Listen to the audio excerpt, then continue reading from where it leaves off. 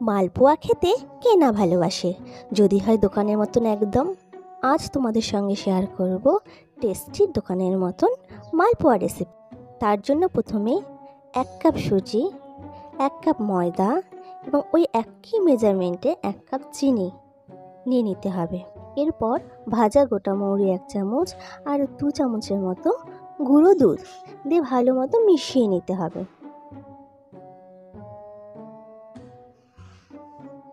এরপর নর্মাল টেম্পারেচারে রাখা 1.5 কাপের মতো দুধ অ্যাড করতে হবে।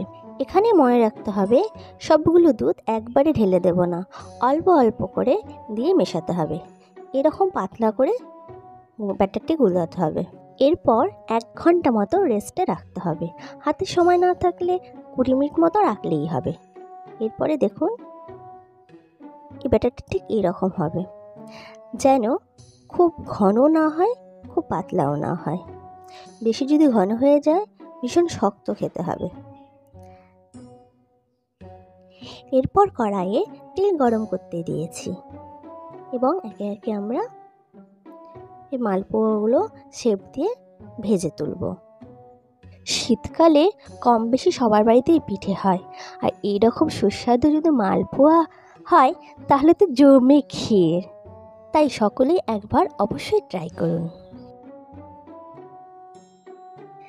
দেখুন কেমন ফুলেছে।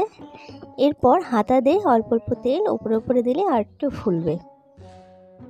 এক পিঠ ভাজা হয়ে গেলে এগুলোকে উল্টে দিতে হবে এবং সোনালি করে ভেজে নিতে হবে। ওই একই পদ্ধতিতে সবগুলো পিঠে ভেজে নেব। আপনাদের সাথে গল্প করতে করতে আমার সবগুলো পিঠেই ভাজা কমপ্লিট। এরপর চাশনির জন্য 500 মিলিলিটার ওয়াটারের সাথে 1 কেজির মতো চিনি মিশিয়ে গ্যাসে চড়িয়ে দিতে হবে। এই দেখুন ফুটতে শুরু করে দিয়েছে এবং হাতা দিয়ে ভালো মতো নাড়াচাড়া করতে হবে।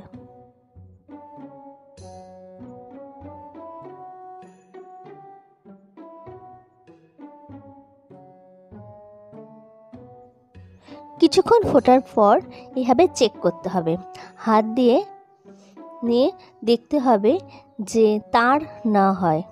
চিটচিটে ভাব হয়ে গেলেই এটা কিন্তু হয়ে যাবে, তখন নামিয়ে নিতে হবে। শিরাটা ঠান্ডা হয়ে গেলে ভেজে রাখা মালপোয়াগুলো ওর মধ্যে দিয়ে দেব, দিয়ে কিছুক্ষণ ওয়েট করে থাকতে হবে। তারপর তুলে এভাবে সাজিয়ে নিলেই ব্যাস আমার রেসিপিটি একদম কমপ্লিট।